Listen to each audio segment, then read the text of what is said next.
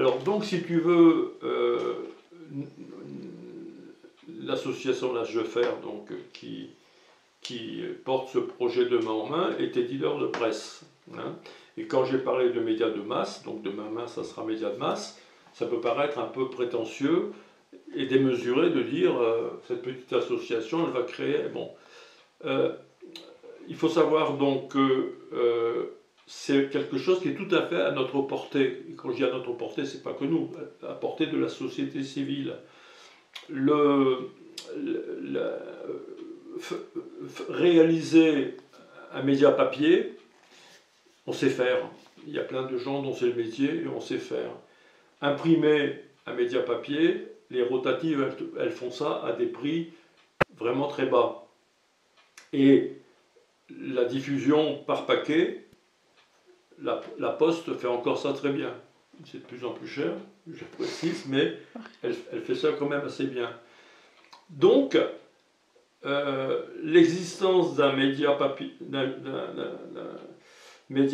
de masse, le besoin, il est citoyen. On a besoin de gens qui assurent la liaison entre le paquet de journaux que je reçois de la Poste, parce que j'ai payé ma somme, on parlera après du coût. Hein.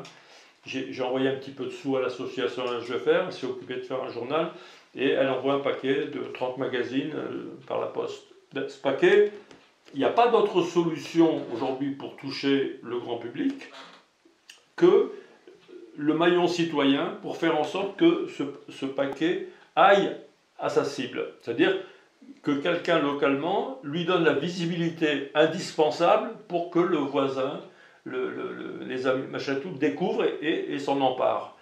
Et pour y avoir bien réfléchi, il n'y a pas d'autre solution.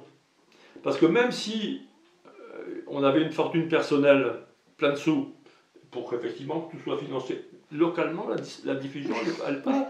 Si le paquet, au lieu d'être acheminé chez toi ou chez moi ou chez n'importe qui, il est acheminé au kiosque à journaux, il y reste.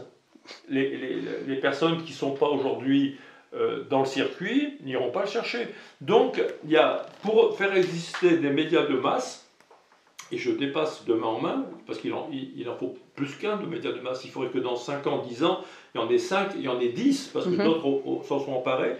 Il faut absolument qu'on arrive à créer un collectif de citoyens et de citoyennes qui disent « Ok, je participe ». Alors participer, j'en arrive aux chiffres,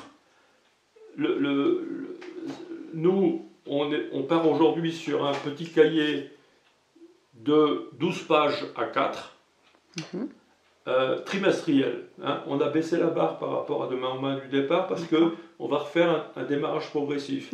Aujourd'hui, tu envoies 3 euros par mois, non, par trimestre, pardon, 5 euros ou 10 euros, et tu reçois un paquet de 30, 50 ou 100 magazines. À charge pour toi, pendant les 3 mois qui suivent, de faire en sorte qu'ils soient dispatchés. Un bon moyen, le plus facile certainement, étant de mettre un présentoir, comme tu l'as pratiqué, hein, on faisait avec L'Âge de Fer, un présentoir. Et même avec de main en main. Chez le boucher, chez le machin et tout, et les gens, ils le voient. La couverture sera plaisante et elle parlera de choses qui concernent les gens. La personne, elle prend son magazine. Alors, est-ce qu'elle mettra 10 centimes? Parce que ce dont je viens de parler, c'est un magazine à 10 centimes. Oui, donc c'est rien, quoi. Est-ce qu'on commence à le distribuer gratuitement pour faire le buzz? Ou alors est-ce qu'on les... Bon, ça c'est presque un détail. Mais cette création d'un média papier de masse, c'est tout à fait facile.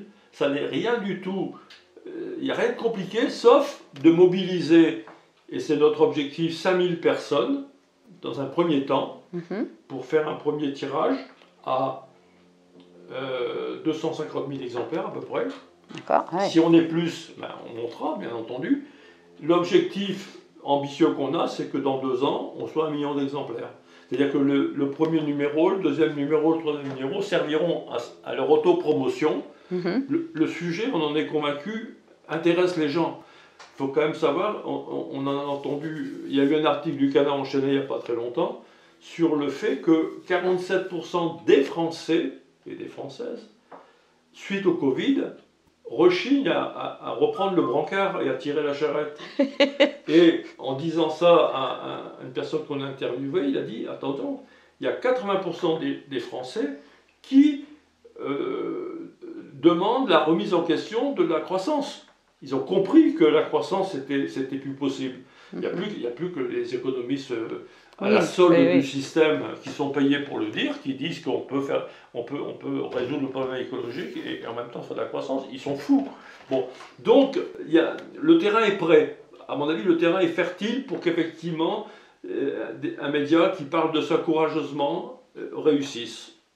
Donc, notre objectif avec Émile, qui est donc dans le projet très intéressé, c'est de trouver toutes les occasions de donner cette visibilité au projet.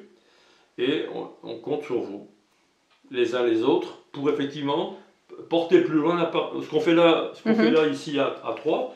N'importe qui peut le faire maintenant avec. On fait beaucoup les visios. Hein, oui, enfin, j'aime pas ça. On invite 3-4 copains comme ça, on fait une visio, puis on en parle.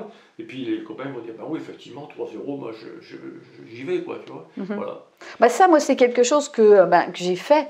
Il y a quelques années pour Demain en main et que je suis prête à refaire parce que moi j'aime aller vers les gens pour justement leur proposer, parce que Demain en main c'est un formidable outil d'éducation populaire et pour moi ça c'est très important de le promouvoir et de le faire connaître, parce qu'une fois que les gens le connaissent, après, c'est comme n'importe quel journal, quand on le connaît, qu'on l'apprécie, on s'y abonne parce qu'on veut continuer à le recevoir, quoi. On ne veut plus dépendre d'aléas d'approvisionnement, je le verrai, je ne verrai pas, voilà.